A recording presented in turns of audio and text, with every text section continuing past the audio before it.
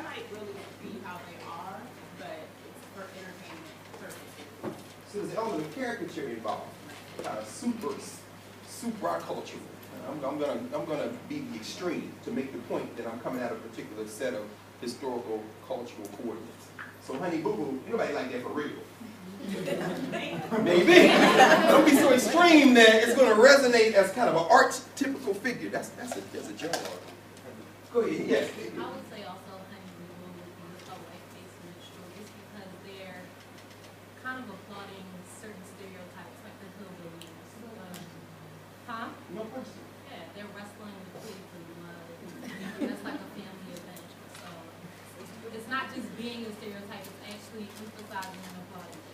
I take notes on the board, so I'm just writing this now. Man, I'm obsessing about this. Class. There's a class dimension in minstrelsy. Right. Minstrelsy really operates in the realm of irony. Irony is what makes minstrelsy work often, because now it's not just about entertaining. It's about some form of performance that almost, if it doesn't quite demean, it creates a kind of sense in the performer of kind of, like I said, this archetypical kind of stereotypical behavior. But what about the viewer? What does it do for the viewer? As you said, I mean, if you're portraying a hillbilly, interesting, God, these terms. What would that do for the people who watch it? What do people get? It makes them feel better. Indeed. James Baldwin once said of people who talk about black people, you know, it must be incredible to be a member of a race that has to endure the fact that when people look at you, they say, well, I'm not thank heaven you. That's how blackface minstrelsy operates. I can watch this and say, I'm not thank heaven you. As I'm laughing, I'm also feeling more and more superior. Yeah, I think that's probably why Honey Boo Boo gets that audience. Yes? But at the same time, I think when people look at Honey Boo Boo, they look at her more as the exception rather than the norm in terms of white culture. Good. Oh, yeah, let's put that little four-letter word up there. That's a monster right there. N-O-R-M. Normative language. After all, it's a room full of legal minds. So, you know, without the norm, nothing works, right? Romans say law is harsh, but it's the law. So we got a norm. Right. They know. Same thing for blackface minstrelsy? No. Yeah, it may be the rule, not the exception. Interesting. Go ahead. This is good. I was going to say, when they look at the blackface minstrels, they think that that's how we really are. Like, that's just their window into our truth. My God. Have any of you all gone over with Professor Matala over the years with the study abroad in South Africa? You've been, right? So, I mean, anybody planning on going this summer? Any of y'all going? You should really go, really. Because we've run into them several times. We usually go, I go with the undergraduate students and some graduate students. We usually go to the University of Cape Town. And on occasion, we'll kind of conflict, because they're over the University of Western Cape. So we're all in Cape Town, so we kind of match up sometime. But it's very interesting, because what you said is very true. When you go other places, and many of y'all either from other places, got family from other places, or travel, you see the idea of the African in America is severely impacted by this question of minstrelsy. That's how y'all are. Do you know Tupac? I've asked that many times. I mean, not many times to late, but the idea though that you could, you know, that's how y'all are. Everything is violent in America. You know, I'm trying to get to America. You have to wear bulletproof vests. You know, I saw TV. So, around the clock again. Take a couple more minutes and I'm turning this portal because she's about to give us some historical grounding for it. But I want to set the table for it a little bit by talking about the roots of blackface minstrelsy in this society. This guy I'm about to mention, y'all probably heard of Thomas Dartmouth Rice, the man known as Daddy Rice. Daddy Rice was a cat that came into prominence in the 1820s, extended his career into the 1830s.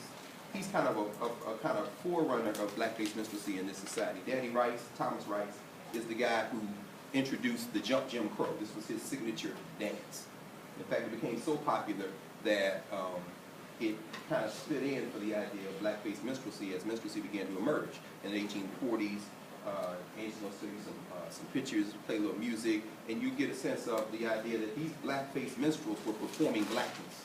But Thomas Rice claims he got the idea for Jim Crow from seeing an old black man do this dance. Some of y'all know that. And so, you know, this whole turnabout and jump about and just so every time I jump about, I jump Jim Crow. This was the big thing, bringing the house down. It's like, maybe like in some ways the Eminem or Robin Thicke of the 1820s. But the idea is that this is how they are. Now, why would people then put burnt cork on their face? I mean, why would you black up? No, that's not black people. You could do the dance without the blackface, right? Super Bowl Sunday is Sunday, right? Justin Timberlake didn't need any blackface on to perform blackness when he ripped Janet Jackson's clothes off. Right? I mean, that's what they do. But at the same time, I mean, you don't need to put black on your face to be a blackface minstrel. So why did they do it? Yes. Well, psychologically, I know whenever there's a thing of like putting blackness on, it creates a dehumanization effect. And so, really reading into it, but not at the same time, it could be something that, you know, is what happened. No question. In fact, you know, you just raised a very interesting perspective, because that's where a lot of the scholarship in minstrelsy goes. Yeah. It's a psychological book. There's a book called Blacking Up. Now, one of the most famous books probably in the genre is a book by Eric Lott called Love and Theft, Blackface Minstrelsy in the American Working Class, where he says, as folks come to this country, whiteness is, of course, like blackness, a kind of malleable construct. It expands, it contracts. So how did the Irish become white? How did the Italians become white? I mean, you can anglicize so far, but then if you can counterpose blackness, you see a lot of these performers are white ethnics from Europe who have to earn their whiteness. And one of the ways you earn whiteness is by yelling nigger. You put that blackface on, you've entered another space. You're denigrating black folks, but you're also creating a sense of superiority in whites. And here's where it's interesting. W.T. Layman, a lot of other folks who've written about this, talk about what it does for the performer. Right. What do you think they might say the performer gets out of blackface minstrel performance? Because you created a barrier now. You know on the inside that's not you. But maybe there's something very deep that you don't mind giving voice to. You're talking about like a white person's blackface, or as Yeah, a black person? in this instance. But I mean, but the adoption of another face is really something much broader than that. We're getting the France, but no, that's a whole nother question. What happens when you don the mask? But yes, in this context, yes. Oh, I thought you meant like a black person in terms of including. I thought I was going to say some pictures, but Okay. Oh. No. No, why? Because one of the stock characters Angie's got introduced is Zip Coon character. What happens when you have a black person impersonating a white person, impersonating a black person? As we are sitting here in this nicely comported room with our particular dress and speech and manners that we know is not how we talk at home all the time, but somehow we enter and adopt this mask. Oh, minstrelsy is a bottomless conversation. You know minstrels run around this law school. We are all minstrels, brother. If we take, but then what, in other words, the Zip Coon character, the laughter comes from seeing a black person performing whiteness. Tuxedo, long words they mispronounce. You know, it's like, oh, this is funny. But what's the fun? Where's the fun in that? Where's the fun in watching that? A black person perform white, like a monkey with a tuxedo. We still laugh at that, right? What are those hangover movies? So I look at that and say, it's blackface minstrelsy. I just stuck a real monkey in there. But think about, I mean, what's so funny about animals behaving like humans?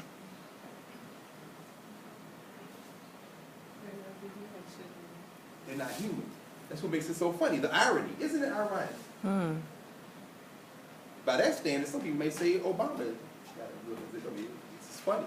Because in America, even a Negro, I mean, American exceptionalism, that puts something else on the table as well. Right. But you mentioned self-hatred, which is really another dimension of personality. What Layman, Eric Lott, and others would talk about is this element of release.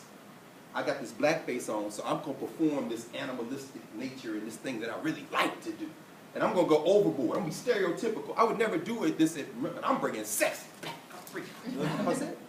You? No, this is how I feel. I mean, I didn't black my face, but in performing blackness, I get to give release to the power I feel to be. And then, and I just mentioned Justin Timberlake because it's about to be Super Bowl Sunday, but I think it's particularly poignant because now it's not necessarily minstrelsy, but you be the judge.